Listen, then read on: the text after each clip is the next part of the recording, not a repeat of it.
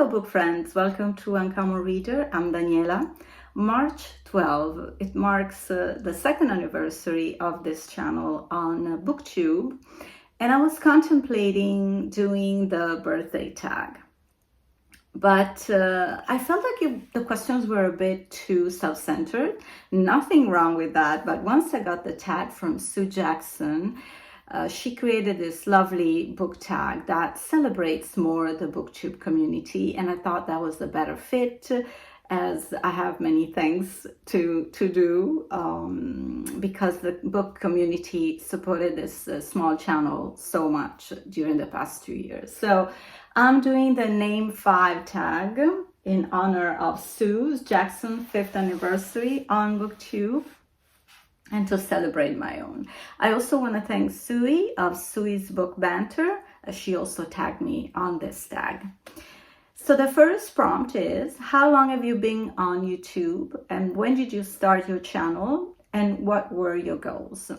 So I've been on BookTube with Uncommon Reader for 2 years exactly, but I did start a different BookTube channel about 3.5 years ago. But I also have an older channel in Italian where I also talk about books, and I've probably been with the other channel on BookTube for 3.5 years approximately. What were your goals? Starting Uncommon Reader, my goals were to reach out to vaster audience of book lovers, because I feel there's such a special connection among people that love reading. Since my goal is not monetization, I feel this is such a free spirit hobby for me, and I don't have that money making goal with YouTube, and that's perhaps why smaller channels are not pushed to a vaster audience. But I feel the connections that I made through Uncommon Reader are so rewarding that I'm like, who cares about now reaching thousands and thousands of subscribers. Prompt number 2, name 5 channels that you watch most regularly and try to keep up with. Okay, here many sorries, because as much as I would love to support so many channels on BookTube, unfortunately life happens, right? And it's so hard to keep track of all the channels we love. But I would say that the channels that I watch most regularly, or what I try to, are Tracy Nordic Light, my dear friend, who I'm also doing buddy read with this month. Philip Hall, who's always present, and I enjoy his enthusiasm when he speaks about books. Book Chat with Pat, the star of BookTube, I think, and with all her experience as a teacher, it's so inspiring to watch her videos, and you learn so much. My friend Renee at Beyond Books, we share common reads, and I really feel like her recommendations always hit the spot with me, and we did buddy reads in the past, and always very successful. And I look forward to read Jack London finally in the house. Jack London, one of my favorite authors. We're gonna read a book together by Jack London. I'm not gonna reveal the title yet, so it's gonna be a surprise for April. And Sue herself, Sue Jackson. Also, I feel we have common tastes, and I always have this Lonesome Dove on my to be read list, which she always recommends, and I have to make that happen before the end of the year. Prompt number 3, name 5 channels that you enjoy that are smaller or newer and that you'd like other people to know about. I'm going to start with Precious, reading through the generations. We've read Ocean One together in February and expect a video on that book soon. On Earth, We're Briefly Gorgeous. And she has this gentle way to talk that's very, very relaxing, but still she reads very interesting books. Lorica Bretherton, and I send Lorica a big hug. She knows why. And she always has this beautiful, relaxing, adorable vibe about her that is so endearing. And then Angelina at Books Do Things to Me. We actually met last summer, and she visited me in Slovenia, where I was vacationing with my sister. And we are going to have a buddy read in April. I look forward to, alongside with JJ of JJ the Bookworm Blacksmith. And I've just started following JJ, so I look forward to know more about her. And last but not least, Sarah Kohler, which I feel she also reads a great variety of books, and I really enjoy her content when I get to watch her videos. Prop number 4, name 5 of your best commenters who may or may not have channels of their own, of course, with whom you've developed a friendship just through commenting back and forth. Okay, I have to name Azzurra, which is one of my followers here on Camera Reader, but she also follows my Italian channel. We actually met in Milan, and there is that instant empathy, and that friendship just blooms right away. So I really adore her. And then Tracy Nordic, like that I mentioned before, she's such a great supporter, and we've developed a great virtual friendship for now. You never know. I'd love to visit her in Norway.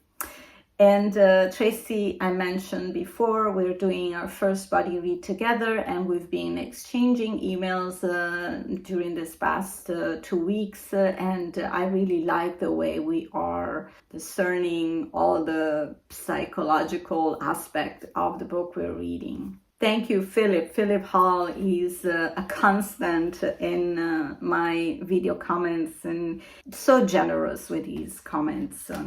Thank you so much. Lorica Bretherton, also a lovely presence in my comments lately. As I mentioned her channel before, for you to check out if you don't know her. She's always so sweet and enjoys the books that I talk about. I guess one of the comments that I get more frequently is that the books I'm reading may be a bit different from what mainstream booktubers talk about. And I'm probably talking more about the younger booktubers who are reading the books that are, more popular at the moment. So I don't go by what's selling at the moment. I just like to discover my own genres, and I enjoy finding books that maybe are more popular in Europe or in Italy. So I guess that you hear, and I'm also getting suggestions from other booktubers, and not only from YouTube channels, but also from Instagram or other places. And last but not least, Margaret Pinard. And she always has these very cute and funny comments, and she's such a smart girl. I love her channel too. Prompt number 5, name 5 classics you love. Okay, I don't read that many classics, but 5 I could name. I will name David Copperfield by Charles Dickens. I want to read another Charles Dickens this year. Probably I will pick up the Pickwick Papers. Let's see. Little Women, how could I not name this book that has warmed up my heart since childhood? A beautiful classic. And my favorite Jane Austen, Persuasion. And then I wrote down anything Shakespeare. My God, yeah, how could you not be enthralled and charmed by Shakespeare lyrics? And then I could not but name a Jack London book. I mean, it could be anything, but I think Martin Eden is his most profound and half autobiographical book that is so beautiful. And the character of Martin Eden is spectacular in his transformation. Prompt number 6 is, if you listen to audiobooks, name 5 audiobooks that are extra special because of the audio production. So I very rarely listen to audiobooks. Sometimes I will find free audiobooks online on YouTube, maybe to follow along what I'm reading. For example, I was reading with Renee Beyond Books The Adventures of Huckleberry Finn, and the language, especially because that book has a lot of dialects, it was very difficult to read along understanding what it was written. The audiobook helped because the sound of the word helped me recognize the words that were written in a very different way. And so that helped. But I don't listen regularly to audiobooks, especially those that you have to pay monthly for. But I do want to mention an Italian app that I'm using. It's Rai Play Sound. Rai stands as RAI, and it's the national TV network. And they have this free app called Rai Play Sound, and they offer such a great variety of classics and modern classic books. And they are all narrated by actors or theater actors, so their diction is so good. But not only, they really emphasize, and they are like acting. And so I enjoy listening to those occasionally. So I will link the Right Place Sound channel, because you also may listen online. You don't need to download the app per se. So I will link it down below in the description of the video. And we are at the prompt number 7. Name 5 books you love that you rarely hear about and you'd love for more people to discover. Oh, I love this question. So I would go for one of my favorite books of 2025, The Most Secret Memory of Man by Mohamed Mugar Sarr. He's a Senegalese writer, and this book won the Goncourt Prize. I don't remember exactly if it was 2023, but it's an ode to literature and a mystery to be solved. So it's a very enticing story. A beloved from probably 2024, The House of the Mosque by one of my favorite writers, contemporary writers, Kader Abdollahi. He's an Iranian novelist who lives in Netherlands because he has been banned by Iran, but The House of the Mosque is a beautiful family story before and during and right after the Iranian revolution of the 70s, the late 70s. So beautiful, beautiful story. Let's stay in Iran with one of my favorite authors, Azar Nafizi. She wrote this beautiful essay called Read Dangerously, which talks about banned books. And when I say essay, don't get scared, because Nafizi has this beautiful way of sharing all her insights on literature and his history as well, because she also puts in there some historical facts.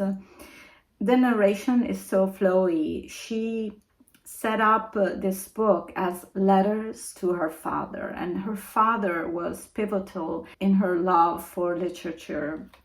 He used to tell her and her sister stories before bedtime, and these stories that he would tell were from all over the world. So you see how this man's mind was so open and welcoming all the cultures, and she definitely inherited that spirit from her father.